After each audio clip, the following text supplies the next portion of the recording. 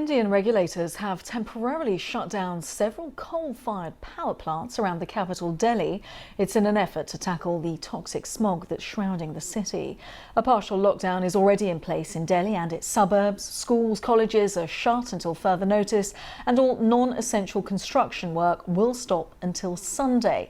Well, it follows a warning from India's meteorological department that dangerous levels of air pollution are likely to persist. Well, let's cross over to Delhi to speak to our correspondent Rajini Vaidyanathan live now. Rajini, we were speaking about this on Monday and you gave that really graphic description of living with smog in this time in Delhi and around Delhi. We've now had these measures about the temporary closure of several coal-fired power plants. Yeah, I mean, those measures have come in, but the pollution readings here are still incredibly high, Kasia. I was just checking before I came on air, and it's around 300 in the area that I'm in, the air quality index. And the WHO says that the limit should be around 50. So that just gives you an idea of how bad things are. In some places, a little further out in the suburbs, the levels have reached 500.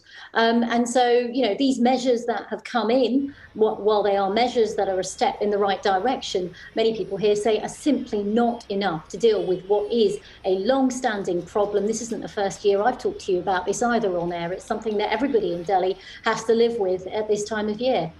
And it reflects the whole discussion regarding climate change. Of course, we had COP26 and that last-minute intervention by China and India in terms of the rephrasing of coal. How is all of this being viewed by people who have to get on with their lives there? Well, I think it's important to remind our viewers what is the cause of this toxic air that we're all breathing here in Delhi. It's a combination of factors, people say. Now, one of the factors is industrial emissions and also vehicle fumes, traffic fumes. But also at this time of year, what makes this kind of a sharper focus is that farmers in nearby states burn their crops to clear the fields for the end of the year, ready for a new season. And the fires as well emit a lot of toxic fumes. So that is another factor, as well as people saying that in the wake of Diwali, fireworks let off a lot of smoke, and that's also a trigger for this time of year as the temperatures cool as well. There's lots of dust in the air. Now you have a lot of people pointing fingers at each other and saying this factor's the biggest contributor, this factor's the biggest contributor, but altogether it's a mix that makes the air so filthy and foul. And the real challenge is, how do you get rid of that in the long term? Because, you know, these measures, there's even talk of a full lockdown in Delhi. That won't be